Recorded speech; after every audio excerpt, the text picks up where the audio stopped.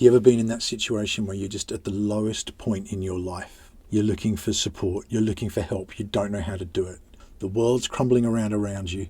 What would you expect the response to be for anyone who's walking by? You'd expect support. You'd expect someone to be compassionate, to be kind, understanding, and offer help. That's the situation a young lady found herself in when she was confronted by the police. She was abused, she was ridiculed, she was mistreated, she was put into a police car, she was PAVA sprayed, and then she was taken to jail.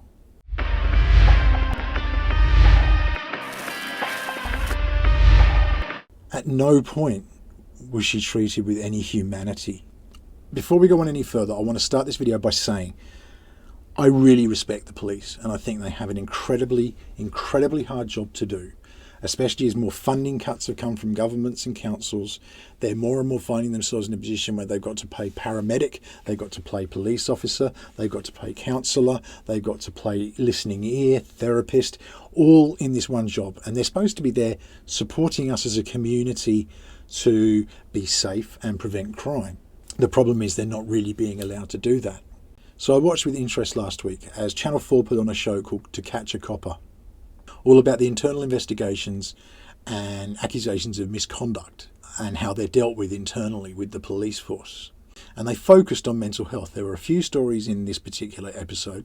Two of them really focused on mental health as being the issues that surrounded it. And it was truly shocking viewing. And the first story was the one I've just explained to you. This woman, and she was obviously known to the officers that were approaching her, who had gone to support her. Straight away, it was, guess who? And so this is somebody who's obviously been through them a few times and they've had to deal with. And we're human, and I can understand patience can run short. And there was a really interesting element to what was said afterwards. For me, that makes shocking viewing. And it really hits me. It really hit me because that could be a member of my family that is being treated that way. When someone's at that point, they're at that point of crisis, we talk about the process of logic and the importance of logic in our minds. And when you're in a certain headspace, when you're at that burnout point, that meltdown point, that desperation crisis point, logic goes out the window and you're just simply acting out of emotion and that fight, flight or freeze. There's no logic to this. You need somebody who's going to be able to come in, bring that logic into the situation, but do it in a calm, in a sensitive, caring and humanizing manner. And that clearly didn't happen here. Again, I want to back up and just say, I think for most officers, this is, they do this. I've seen many examples of times where the police have been fantastic and have been really caring, loving and nurturing and sensitive to the situation. Interestingly, one of the officers says that you get in this situation and you get what's called compassion fatigue. And that's clearly what's been happening here. But it seems to go a step beyond. There was a sense here of real callousness, malevolence that went on within this conversation. The woman police officer who was there stated, I told you I was going to use PAVA today. And it's almost like it was a dare. It was something there was so much more to it. And you've got a vulnerable person who is absolutely at the end of their ability to cope, is crying out for help, needs support, clearly has been crying out for some time to be treated in that manner. There's that moment she gets kicked out of the car, and that was just horrific. To see anyone being treated that way is just horrific. The things that they say, the words they use, it was just no compassion at all. And I've spoken before on previous episodes about the fact that we seem to be losing the humanity. So many different isms have been, not eradicated, but are being dealt with much more healthily than they used to be. Things like, racism, sexism, genderism, multiculturalism. But ableism is one that is much harder to tackle because it does often take a financial contribution, not just a change of mindset. With that said, this didn't require that. This required that compassion. But when we look at any ism, when we look at any historical ism that's out there, the first thing that's done is to dehumanize the subject. So for the person who is being victimized, they are reduced to something below humanity.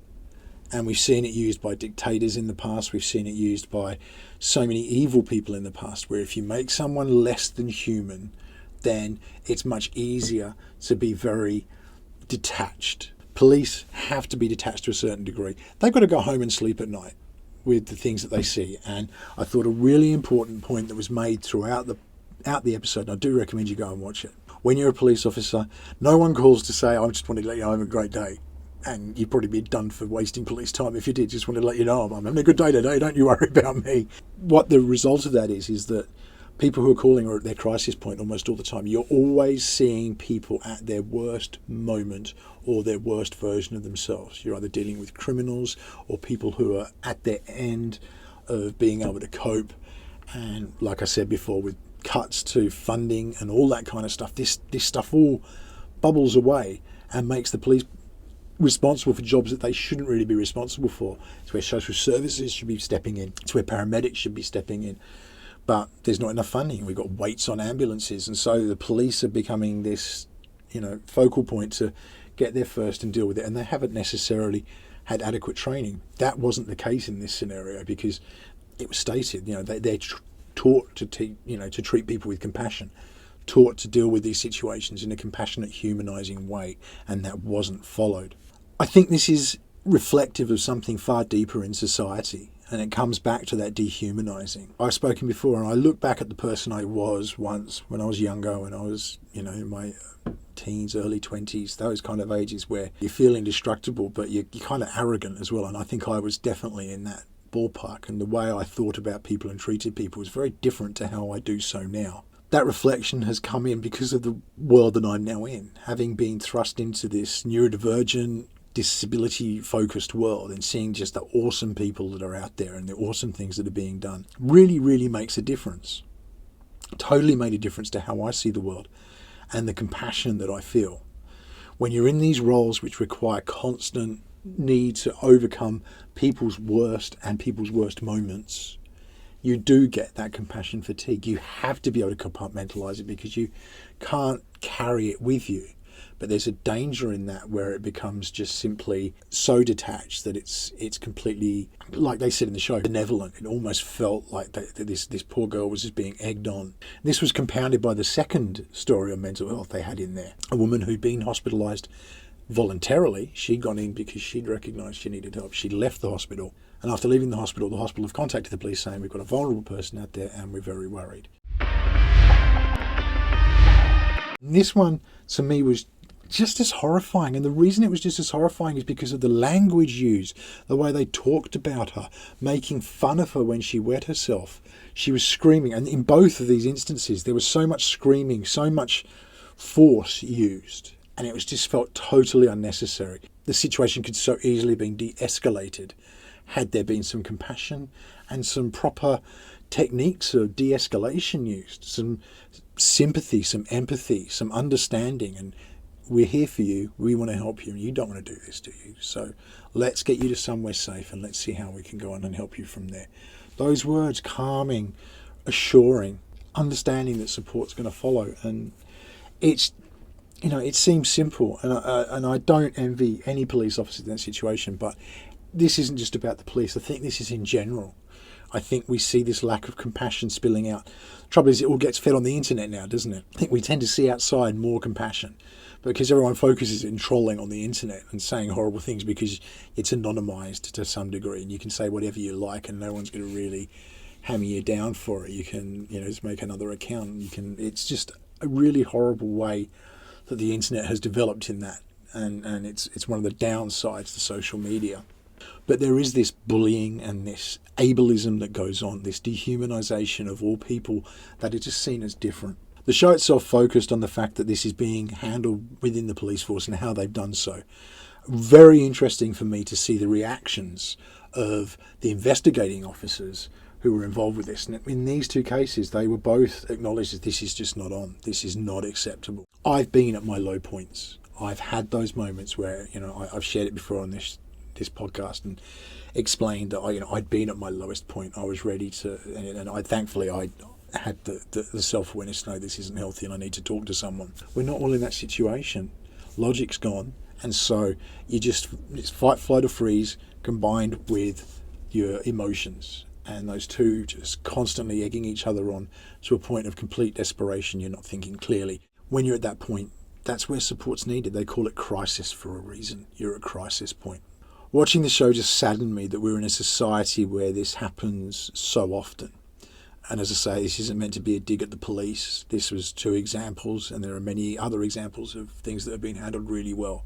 But in these 2 cases, I was truly shocked. And I was truly shocked because it shows that this is just something we see in society day to day. They're the conversations we have behind closed doors.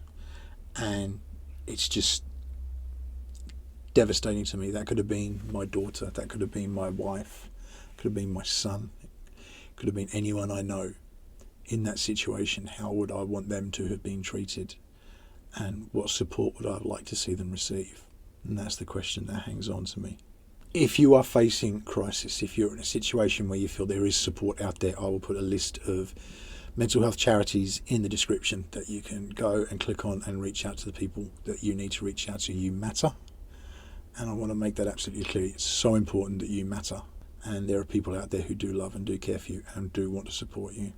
I'd love to hear your thoughts on this. I'd like to hear anybody who's experienced this. I'd love to hear from any police officers watching this as well, but to give an explanation maybe, or to sort of reflect on what it's like for you guys. I know situations where, this has really affected police officers because they've had to deal with something so personal like this, and it leaves a mark.